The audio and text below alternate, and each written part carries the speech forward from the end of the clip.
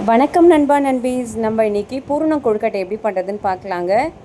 2 class தண்ணி எடுத்துருக்கோங்க. அதோட உப்பு சேர்த்து இதை ஒரு 2 நிமிஷம் பாயில் பண்ணுவோங்க. ஜஸ்ட்டு பபுள்ஸ் வந்தால் போதும், ரொம்ப நேரம் கொதிக்க விட வேண்டாம். இப்போ பாருங்கள், பபுள்ஸ் வர ஸ்டார்ட் ஆகிடுச்சு. இப்போ இதோட 1 கிளாஸ் அரிசி மாவு சேர்க்குறேங்க. 1 கப்புக்கு 2 கப்பு தண்ணி விடணும். இதை நல்லா சேர்த்து கிண்டிக்கிட்டே இருந்திங்கன்னா 1 நிமிஷத்துலேயே கெட்டி ஆகிடுங்க. அதுதாங்க பதமே. ஏன் நம்ம இந்த மாதிரி மாவு மிக்ஸ் பண்ணுறோன்னு உங்களுக்கு வீடியோவோட லாஸ்ட்டில் சொல்கிறேங்க. இந்த அளவுக்கு ஆகிடுங்க. இதை அப்படியே ஆற விட்டுடுங்க. இப்போ என்ன பண்ணுங்கள், ஒரு 3 ஸ்பூன் வேர்க்கடலை, 1 ஸ்பூன் எள்ளு நல்லா வறுத்துக்கோங்க. அதோட 3 ஏலக்காய் சேர்த்து பொடி பண்ணிக்கோங்க. இதோட தேவையான அளவு நாட்டு சர்க்கரையோ இல்லை வெள்ளை சர்க்கரையோ இல்லை வெல்லமோ உங்களுக்கு எது வேணுமோ அது தேவையான அளவு சேர்த்துக்கலாம் ஃப்ரெண்ட்ஸ். இது ஒரு சைடு இருக்கட்டும். இப்போ இது நல்லா ஆறிடுச்சு. இது நல்லா தேவையான அளவுக்கு ஒரு பெரிய பால் சைஸ் எடுத்து நம்ம கையிலையும் தட்டலாம், வாழை இலையிலையும் தட்டலாங்க. வாழை இலையில் செஞ்சிங்கன்னா உங்களுக்கு அது அப்படியே நீங்கள் ஆவியில் வேக வைக்க சொல்ல அந்த இலையோட நல்லா அந்த எசன்ஸ்லாம் இறங்கி இன்னும் நல்லா டேஸ்ட்டாக இருக்கும். பாருங்கள், மாவு ஒட்டாமல் வருது பாருங்கள் கையில்.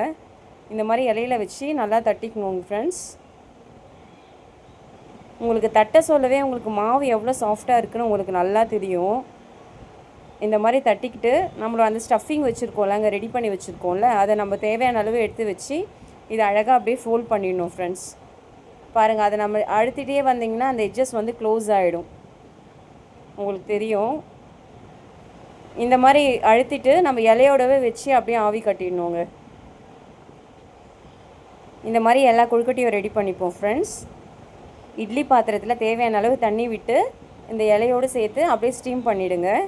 ஒரு 10லேருந்து 12 நிமிஷம் ஆகும் ஃப்ரெண்ட்ஸ். அதுக்கப்புறம் நம்ம பார்க்கலாம். கொஞ்சம் இலை பெருசாக இருக்குது, நான் கட் பண்ணி ஷேப்பாக அப்படியே வச்சுருக்கேங்க. இது அவ்வளோதாங்க. ஒரு 10 நிமிஷம் நம்ம ஆவி கட்டிடலாங்க. இப்போ பாருங்கள், நல்லா பாயில் ஆகிடுச்சு. சூடாக இருக்குங்க. இப்போ தான் ஓப்பன் பண்ணனே.